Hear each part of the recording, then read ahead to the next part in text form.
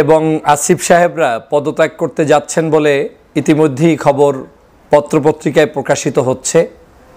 বাংলাদেশের উপদেষ্টা মণ্ডলীর সদস্য হিসেবে তারা শপথ নেওয়ার পর থেকে এই প্রথম কোনো পত্রপত্রিকায় খুব গুরুত্ব সহকারে নিউজটি ছাপা হয়েছে।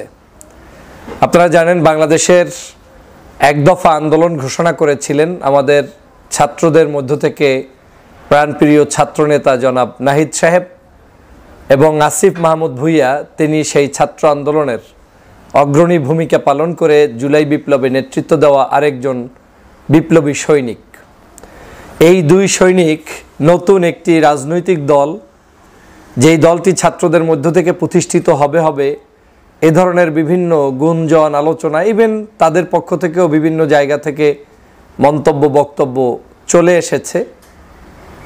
আজকের বাংলাদেশের অন্যতম পত্রিকা আমার দেশ পত্রিকার নিউজ পোর্টালে এটা পাবলিশড হয়েছে এবং এর বাহিরেও বাংলাদেশের অন্যান্য জাতীয় সকল পত্রিকাই নাহিদ আসিফ সাহেবদের পদত্যাগের বিষয়টি গুরুত্ব সহকারে প্রকাশ পেয়েছে।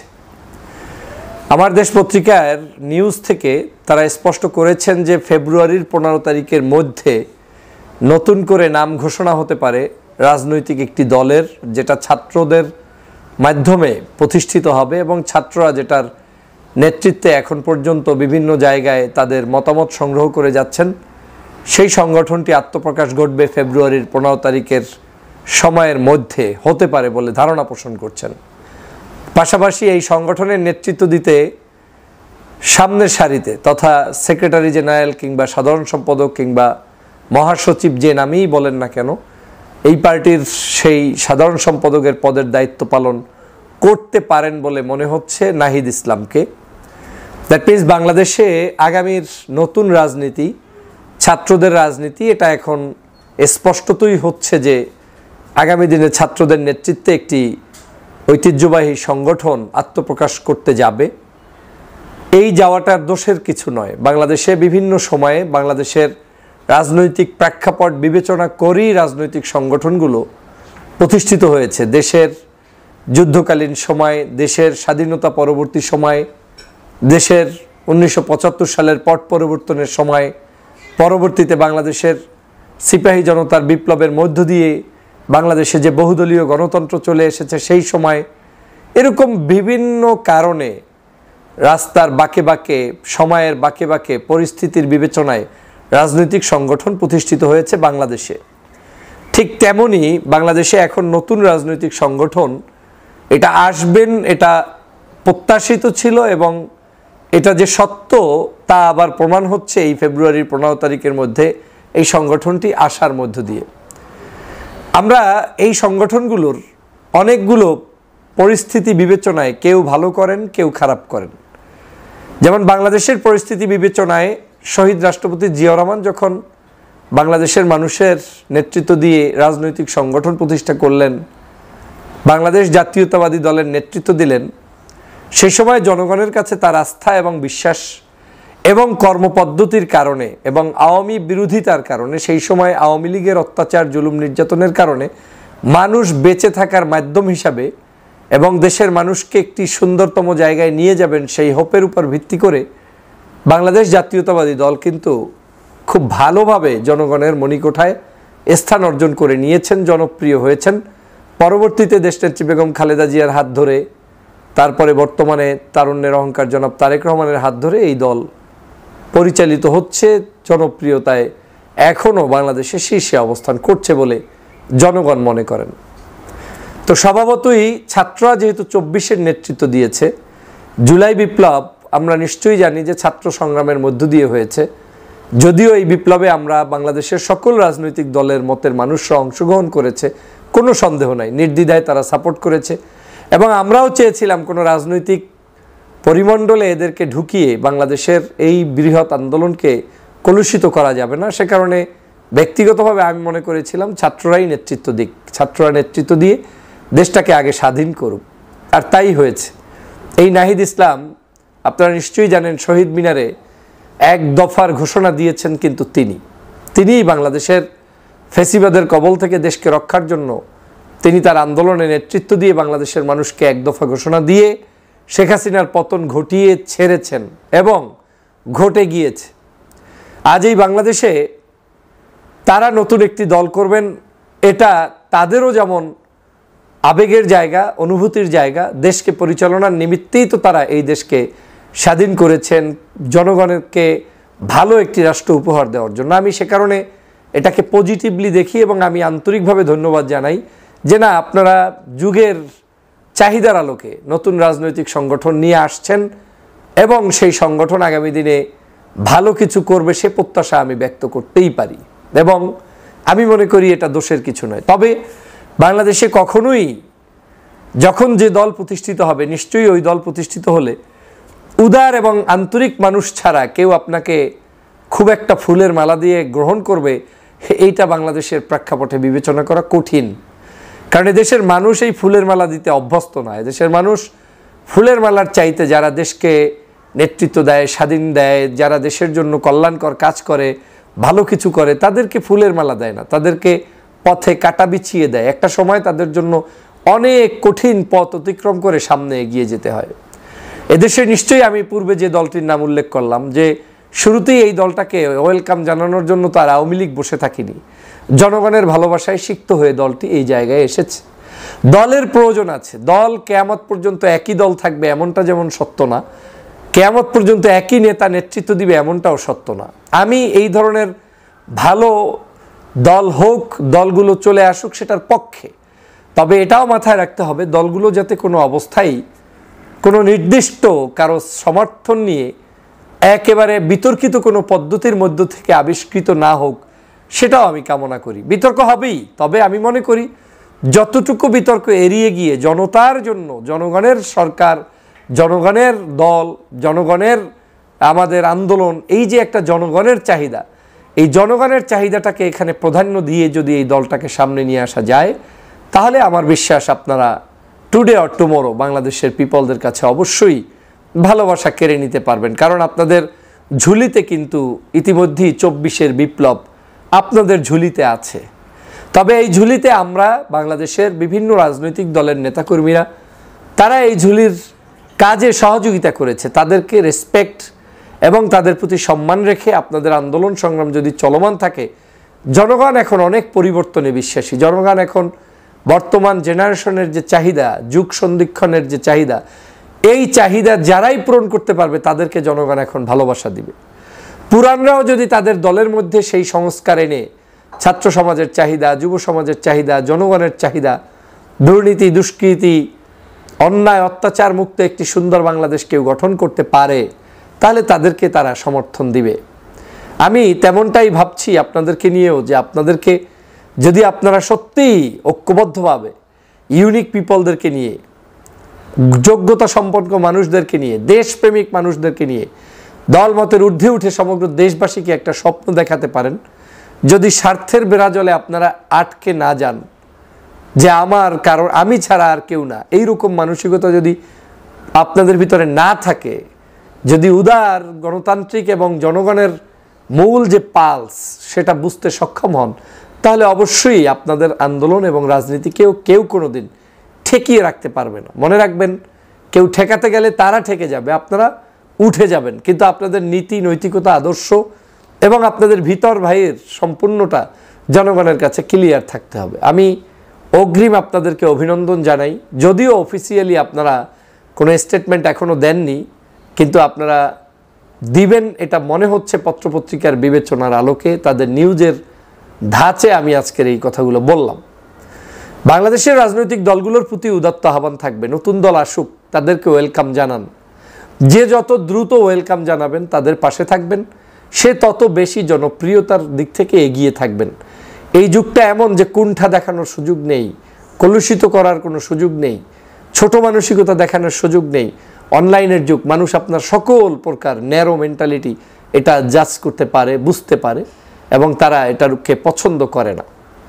সে কারণে আমি ছাত্রভাইদের এই আন্দোলনকে পছন্দ করি। আপনারা জানেন, বেশ কিছুদিন আগে ছাত্রদের এই যে দল, এই দল নিয়ে বিভিন্ন মন্তব্য এসেছে। বাংলাদেশের সর্ববৃহৎ দল বাংলাদেশ জাতীয়তাবাদী দলের মহাসচিব বলেছিলেন যে পদত্যাগ করে তারপরে আপনাদের দল গঠন করা উচিত। যদি সত্যি আজকের নিউজটা সত্য হয়, যে আপনারা পদত্যাগ করে এই দল করছেন, তাহলে ওই মহাসচিব সহ বাংলাদেশের অন্যান্য রাজনৈতিক দলের নেতারাও আপনাদেরকে বাহবা জানাবে এবং বলবে যে না, তারা বাপের বেটা সঠিক কাজ করেছে, তারা ক্ষমতায় থেকে অন্যায় কিছুই করেনি, তারা ক্ষমতা থেকে বের হয়ে জাতির প্রয়োজনে নতুন দল গঠন করেছে। আমি বিশ্বাস করি আপনাদের চলার পথে বন্ধুর সংখ্যা একটু কম পাবেন, এটা বাস্তব, কিন্তু চলার পথটা যদি আপনারা ক্লিয়ার করতে পারেন তাহলে এই চলার পথে কারো বাধাই আপনাদের এই চলার পথকে রুদ্ধ করতে পারবে না এবং আপনারা জনগণের কাছে আজ হোক কাল হোক যেতে পারবেন। তবে মনে রাখবেন, আমরা যখন জুলাই বিপ্লব করেছি, বিপ্লবের সময়টার ঐক্য আর আজকের ঐক্য এক নয়। সেই সময় আমরা করেছি একটি ফেসিবাদের বিরুদ্ধে ঐক্যবদ্ধ আন্দোলন, কারণ আমরা সবাই ভিকটিম ছিলাম। আজ তারা নাই বিধায় আমরা নিজেরা নিজেদের মধ্যে অনেক ধরনের অস্বস্তিকর কথাবার্তা বলছি, আলোচনা করছি, নিজেদের মধ্যে বিভিন্ন ধরনের প্রপাগান্ডা চলছে, কথাবার্তা চলছে, দূরত্ব তৈরি হচ্ছে। এটা কিন্তু আমাদের জন্য কাম্য নয়।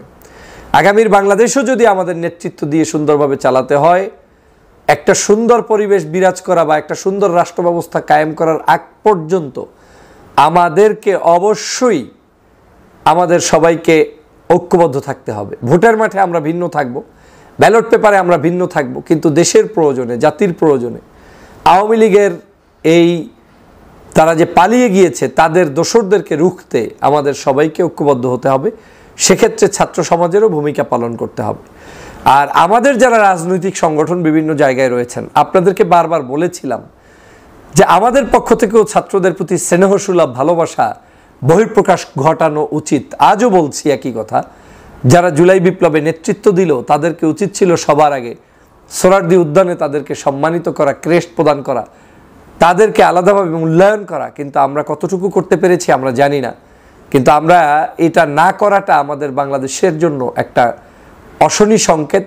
নেতৃত্বের জায়গায় ভবিষ্যতে ভালো নেতৃত্ব আসবে না যদি আমরা ভালো মানুষদেরকে অ্যাকনলেজ করতে না পারি। সেজন্য দলমতের ঊর্ধ্বে উঠে সকল কাজে, ভালো কাজে মানুষদেরকে অ্যাপ্রিসিয়েট করা উচিত।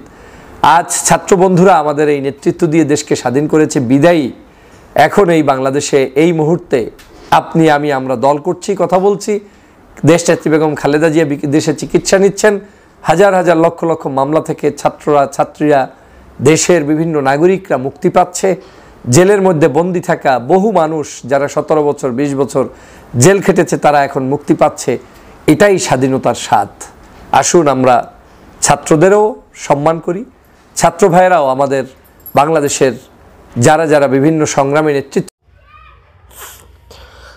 প্রিয় দর্শক শ্রোতা, ইতিমধ্যে 3 জেলায় বিএনপির আহ্বায়ক কমিটি ঘোষণা করা হয়েছে। 3 জেলায় বিএনপির আহ্বায়ক কমিটি ঘোষণা করা হয়েছে। শুক্রবার 13 ডিসেম্বর বিএনপির সিনিয়র যুগ্ম মহাসচিব অ্যাডভোকেট রুহুল কবির রিজভী স্বাক্ষরিত এক প্রেস বিজ্ঞপ্তিতে এ তথ্য জানানো হয়েছে। এদিন খুলনা, মেহেরপুর, মাগুরা জেলা বিএনপির আহ্বায়ক কমিটি ঘোষণা করা হয়। খুলনা জেলা বিএনপির সাবেক সদস্য মনিরুজ্জামান মন্টুকে আহ্বায়ক এবং সিনিয়র যুগ্ম আহ্বায়ক আবু হোসেন বাবুকে সদস্য সচিব করে জেলা বিএনপির 3 সদস্যের আংশিক আহ্বায়ক কমিটি গঠন করা হয়েছে।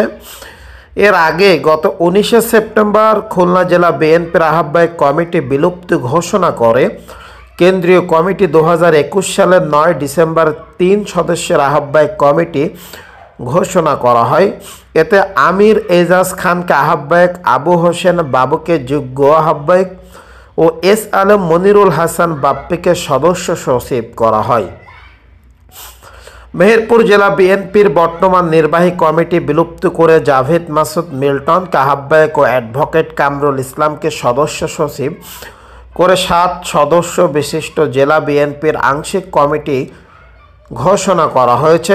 কমিটির অন্যান্যরা হলেন যোগ্য আহ্বায়ক আমিরুল ইসলাম, জাহাঙ্গীর বিশ্বাস, ফয়েজ মোহাম্মদ এবং সদস্য মাসুদ অরুণ ও আমজাদ হোসেন। আলী আহমেদকে আহ্বায়ক ও মনোয়ার হোসেন খানকে সদস্য সচিব করে 71 সদস্য বিশিষ্ট মাগুরা জেলা বিএনপির আংশিক আহ্বায়ক কমিটি অনুমোদন দেওয়া হয়েছে। প্রিয় দর্শক শ্রোতা, কমিটির অন্যান্যরা হলেন যোগ্য আহ্বায়ক যথাক্রমে আক্তার হোসেন, আহসান হাবিব, কিশোর, ফারুকুজ্জামান ফারুক খান, হাসান ইমাম, সুজা অ্যাডভোকেট, রকনুজ্জামান আলমগীর, হোসেন, মিথুন রায় চৌধুরী, শাহেদ হাসান, টগর ও পিকুল খান। প্রিয় দর্শক শ্রোতা, এরাই জাতীয় দল বিএনপির তারা জেলা আহ্বায়ক কমিটিতে তারা রয়েছে এবং তারা সভাপতি পদপ্রার্থী হয়েছে। সকলকে অসংখ্য ধন্যবাদ। আসসালামু আলাইকুম ওয়া রাহমাতুল্লাহ।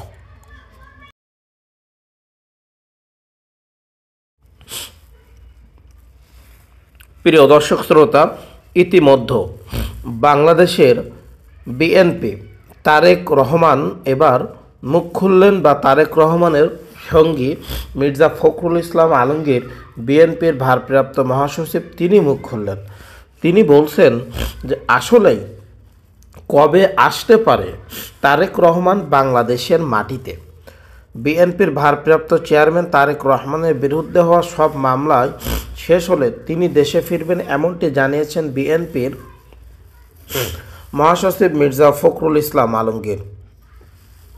তিনি বলেন, ভারপ্রাপ্ত চেয়ারম্যান তারেক রহমানের বিরুদ্ধে অনেক মিথ্যা প্রতিহিংসামূলক মামলা রয়েছে, সেগুলো প্রত্যাহার হলে বা আদালতের মাধ্যমে শেষ হলে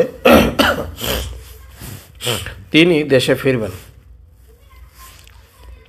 বৃহস্পতিবার 12 ডিসেম্বর দুপুর লন্ডন থেকে ঢাকার শাহজালাল আন্তর্জাতিক বিমানবন্দরে এসে পৌঁছানোর পর গণমাধ্যমকে তিনি এসব বলেন।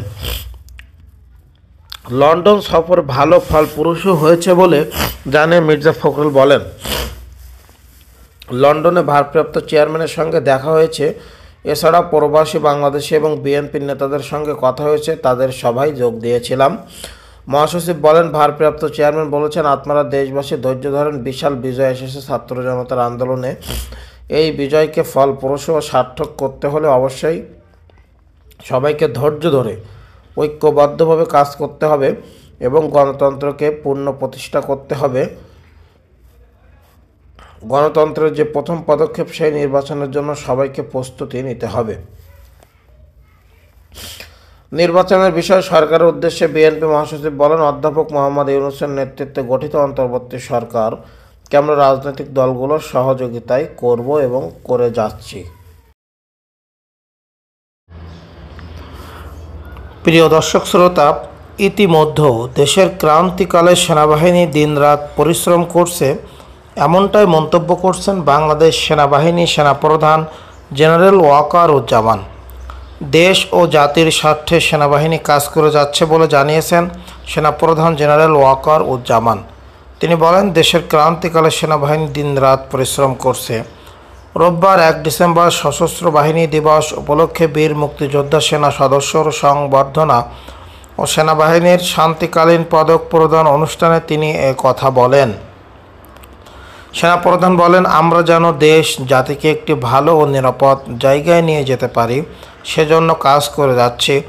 দেশের যে পরিস্থিতি চলছে, সেখান থেকে কীভাবে